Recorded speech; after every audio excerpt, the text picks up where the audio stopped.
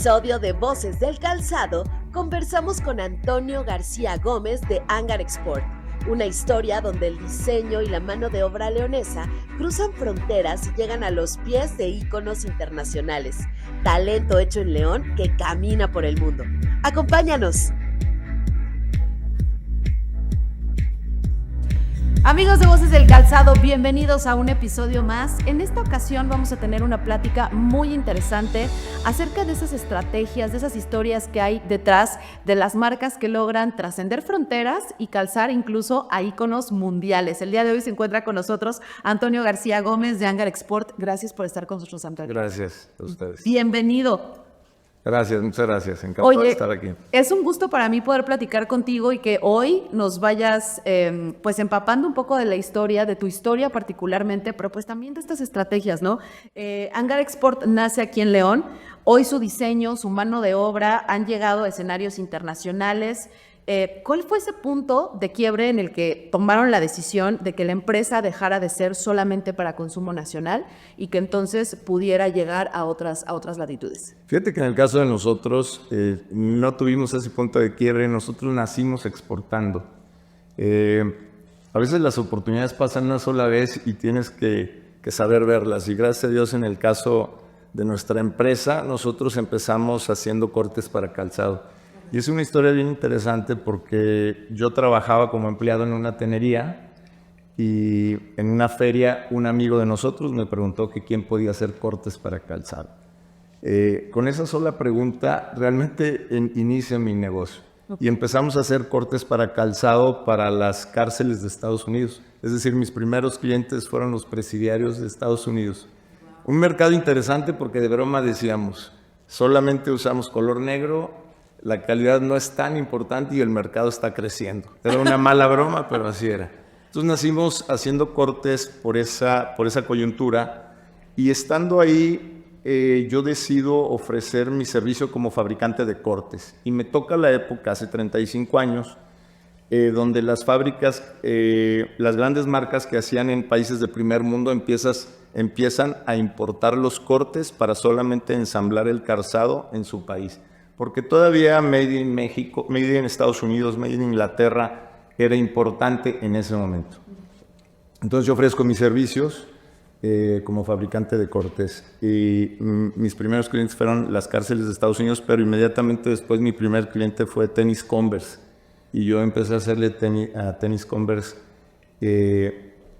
y de pronto ya estábamos exportando contenedores a Dr. Martens en Inglaterra, a New Balance, etc. Entonces yo decidí ofertarme como fabricante de cortes, así empiezo, pero ese momento dura como 8 años. Después de eso, las grandes marcas deciden cerrar sus fábricas en los países de primer mundo, a los Estados Unidos, Inglaterra, etc., y comprar todo en China.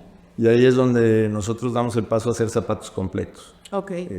Y es un poco, y nacemos también haciendo zapatos completos para un cliente de exportación, es decir, los primeros 10 años de la existencia de Hangar Export fueron exportando, y hasta hoy nunca hemos dejado de ser exportadores. O sea, nacimos exportadores y nunca hemos dejado de serlo. ¿Tú crees que el hecho de haber nacido exportadores influyó en el tema de la calidad en los procesos, la calidad de los materiales, etcétera, etcétera? Por supuesto, o sea, desde el primer día tienes que tener estándares internacionales de calidad, de servicio, normatividades, etcétera. Entonces, creo que visto hacia atrás, pues nos dio a la empresa un nivel de competitividad internacional. Entonces, por supuesto, eso nos hizo tener un estándar obligado para poder exportar. Oye, uno de los hitos más importantes para ustedes en tu trayectoria, obviamente, y para Hangar Export ha sido calzar nada más y nada menos que a David Beckham. Y me gustaría que me platicaras, pues, justo qué representó y cómo fue, o sea, cómo llegas a colocar justo zapatos en los pies de una figura de ese nivel. Fíjate que desde hace muchos años, yo diré 15 años, nosotros decidimos estratégicamente que queríamos hacer construcciones de nicho. Okay. Y una de esas fue hacer mocasines. El mocasín se cose a mano en la horma. Es una construcción artesanal, es una construcción de nicho, tampoco es, no estás en un mercado de volumen. Y decidimos hacer esa construcción y decidimos hacer Goodyear Welt. Te quiero decir que son decisiones que muchas veces inviertes mucho tiempo y dinero. Te puedo decir que a lo mejor los primeros 5 años que hicimos mocasines perdimos dinero. Gracias a Dios en el global del negocio no perdíamos. Pero fue tener la convicción de apostarle. Afortunadamente, también el camino nos llevó a trabajar con marcas importantes como las que trabajamos hoy, como la marca Sebago, que es una marca que tiene presencia en 20 países diferentes y que gracias a ellos, a los que yo les maquilo, nosotros exportamos directamente a esos 20 países a través de ellos. Y bueno, la labor de marketing importante con David Beckham la hacen ellos. Entonces, gracias a Dios, el zapato que trae puesto, pues se ha hecho en León por nosotros. Pero fue nacido de la convicción de hacer un producto de nicho. Oye, ¿qué cambio, hablando justo de tomar estas decisiones, qué cambios tuviste que hacer en la empresa en temas de procesos, de mentalidad y de cultura para estar a la altura de estos estándares, para crear estos modelos de nicho, para poder llegar con estas marcas, para poder estar en los pies de tantas personas, no nada más de estos íconos, sino justamente en el nicho? Sí. De entrada aprender técnicamente el producto, porque es un producto que no lo hace mucha gente. En el pasado hubo grandes íconos de empresas haciendo cosidos a mano sobre la horma, un par de empresas muy importantes. Después este producto se dejó de atender y nosotros, al tener la convicción, lo que hicimos fue tratar de obtener el talento que existía en el mercado. Es decir, buscar a esas personas que sabían darle a ese zapato el tiempo de secado, el tiempo de mojado, el tiempo de adorno, etcétera. Y realmente fuimos aprendiendo a través de los que sabían, porque es una construcción que tiene muchos años. Y tuvimos la suerte también de conocer a los dueños de esta marca y conocer tradicionalmente cómo lo hacían. Nosotros ahora, después de mojar el zapato y tejerlo, lo secamos en un horno, pero hace muchos años se metían a cuartos con temperaturas controladas, varios días. En fin, es muy, muy interesante cómo tienes que tener todo el conocimiento que ya existe para poder tú hacer tu propio caminito, ¿no? Técnicamente. ¿Hubo algún momento en este punto en el que deciden hacer este tipo de zapato o algún otro momento en tu trayectoria en el que a lo mejor dijiste, híjole, me estoy jugando mucho y no sé si se va a ver el resultado, en el que el riesgo fue demasiado grande? ¿Alguna anécdota que nos puedas compartir? Sí, con mucho gusto. Sí he tenido dos momentos difíciles.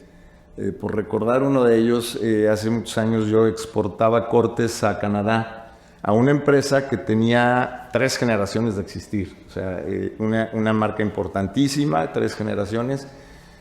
Y era para yo poderle fabricar esos cortes, que eran botas de trabajo y botas de invierno, yo tenía que importar casi el 80 o 90% de los materiales. Es decir, yo tenía bodegas rentadas con materiales importados. Y un día me hablan a las 9 de la mañana aproximadamente, me acuerdo como si fuera hoy, y me dicen, oye, fíjate que te hablo para avisarte. Una persona que trabajaba en esa compañía, que nos habíamos hecho un poco amigos, ¿no? Un chino que había vivido en Perú y que trabajaba en Canadá, y me dice, fíjate que la empresa se fue a Chapter 11. Yo le decía, pero ¿qué hacemos con lo que estoy haciendo? O sea, yo ahorita tengo 3 líneas de producción, fabricándote, termino el producto, ¿qué le hago? Me dice, no me has entendido. O sea, la empresa se fue a Chapter 11. No, le digo, ya te entendí, pero yo termino por lo menos el producto para que queden los cortes hechos. No me has entendido. Yo me acuerdo que la cabeza como que me daba escalofríos. En esa época tenía un socio al que quise mucho, que ya falleció, y nos salimos a las 11 de la mañana a fumar a la banqueta. Yo fumaba, pero como en las tardes. Y en ese momento dices, híjole, debo un montón de dinero, tengo un montón de producto que ya no voy a necesitar necesariamente porque era para este producto.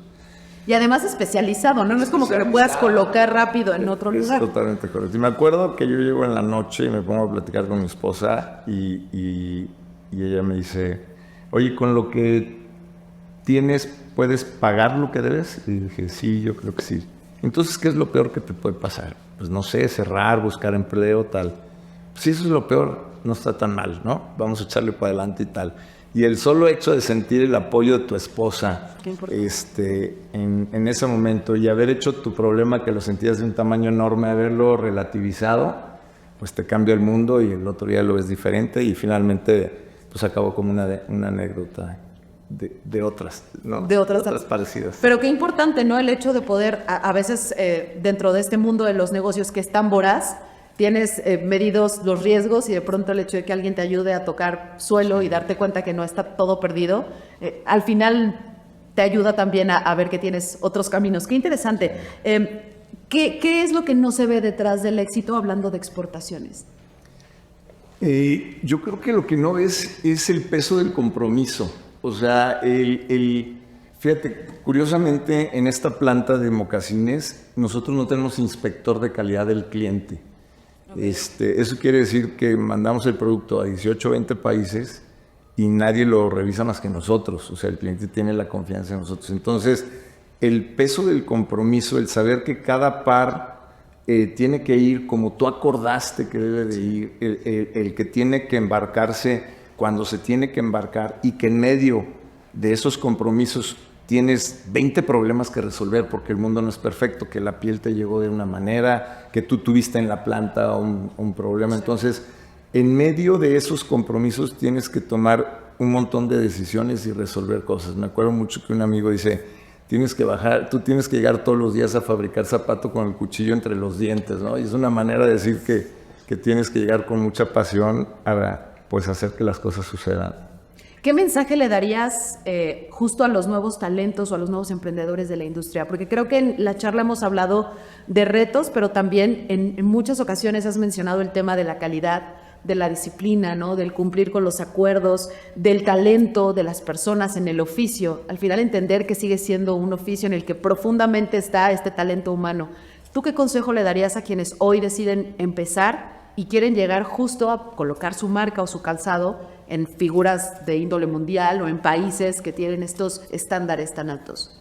Bueno, yo les diría primero que si quieren dedicarse al calzado tienen que tener una convicción absoluta y que el calzado es apasionante. O sea, es un mundo muy complicado, pero es apasionante y te gusta estar en él. Otra cosa que les diría es que ojalá tengan siempre la virtud de poder ver las oportunidades, porque si yo te digo por qué hoy estoy haciendo esto, a veces pareciera que son casualidades o por qué llegué a estar vendiendo donde estoy vendiendo hoy, pero es reconocer cuando se te presenta la oportunidad, cuando pasa el tren y te tienes que subir a él, ¿no? O sea, yo creo que una gran parte del éxito es ver las oportunidades y subirte a ellas.